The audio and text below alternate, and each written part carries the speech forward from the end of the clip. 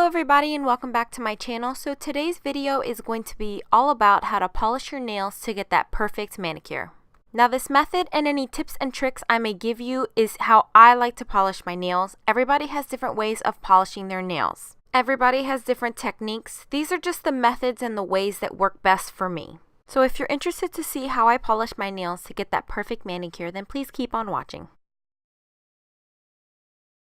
The first step is to remove your nail polish using either pure acetone or nail polish remover. I will link a video on my favorite method to remove my nail polish. So the next step I like to do is go in with some cuticle remover. I'm just going to apply the cuticle remover to all of my cuticles and allow that to sit for a few minutes.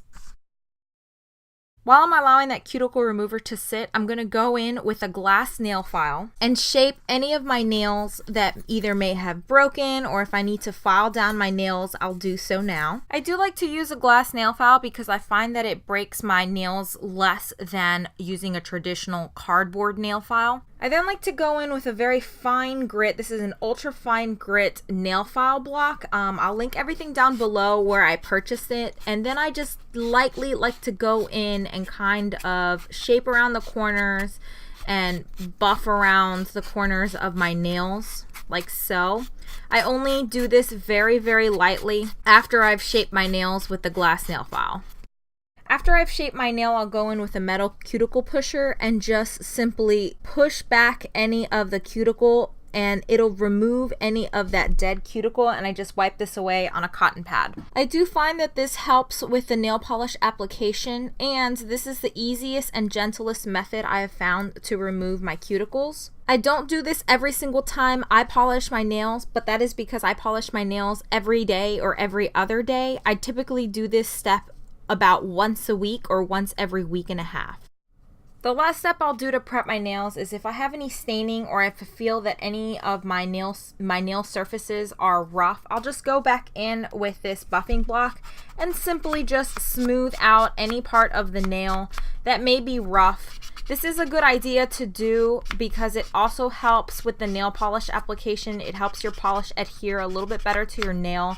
Again, you want to use an ultra fine block because if you use a block that has too harsh of a grit, it is going to damage the nail surface. This simply just removes a very, very thin layer of the nail, so it doesn't thin out my nails, nor does it damage the surface of my nails. It simply just lightly smooths out any imperfections or removes any yellowing that I may have on my nails.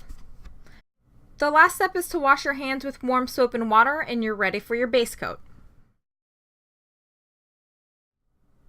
You do have several base coat options. I am going to briefly show you guys the base coats that I use and give you different base coat options. So the first base coat option, which I actually don't have here, is a smoothing base coat. And what that basically does is it fills in the ridges of your nails to give you a nice, smooth, and even surface. I don't find that I need that because I do use a light buff to buff out my nails, and that gives my nails a nice smooth surface as you've seen during the prep set.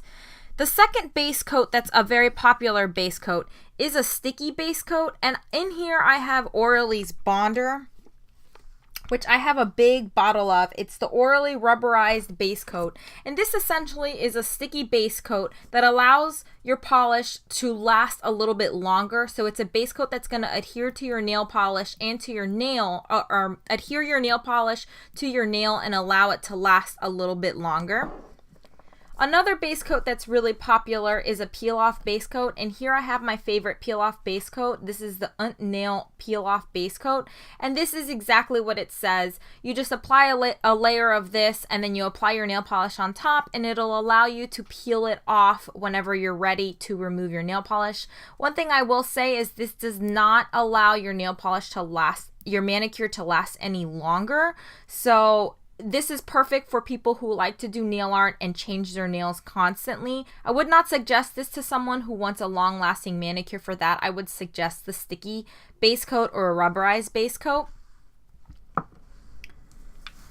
And the last base coat that I like to use is either a protein infused or a vitamin infused base coat. I have one here by Jamberry, and this one is a vitamin and protein infused base coat. This pretty much will give your nails some type of nourishment. This is really good for people who do change their nail polish quite often, because whenever you're changing your nail polish, it is going to strip some nutrients from your nails. So this is kind of nice to put back those nutrients that are being stripped away with a nail polish remover or pure acetone.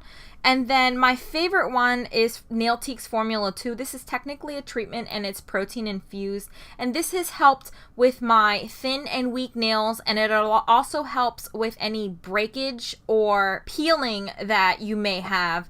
And I use this as a base coat as well. So I personally recommend these two. These do not help the longevity of your manicure. So if you're looking for something to make your nail polish last longer, I would suggest some type of sticky base coat or rubberized base coat.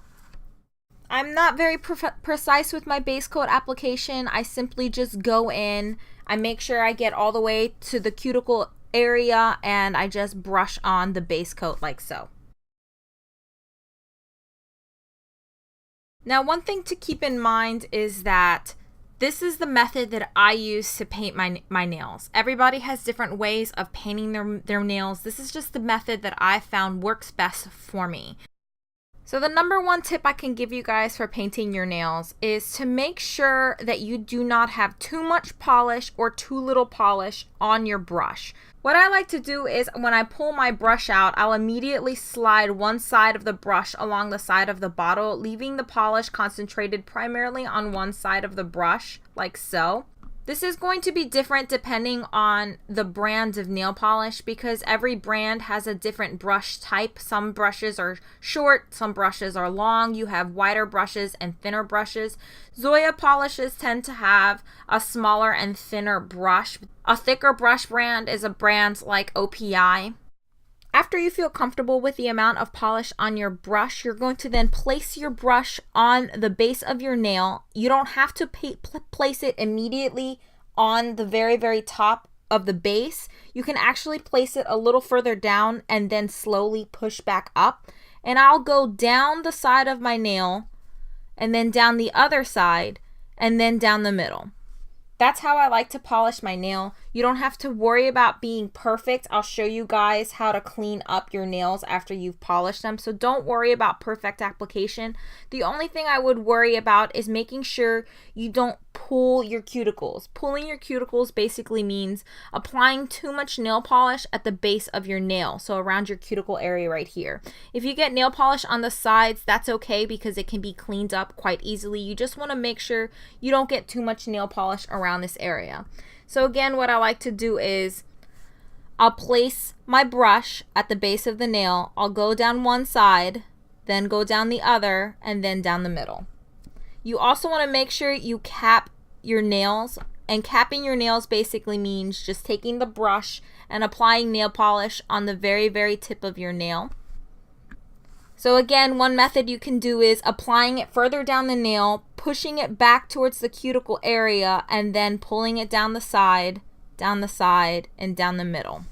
So again, place it on the base, pull it down the side, and then down the middle. Make sure you cap your ends. You also want to allow this first layer of nail polish to dry completely before you apply the second coat of nail polish. The reason being is if you apply a coat of nail polish on top of something that hasn't dried yet, you run the risk of moving the nail polish underneath. So you're going to end up with streaky or a patchy application of that second coat.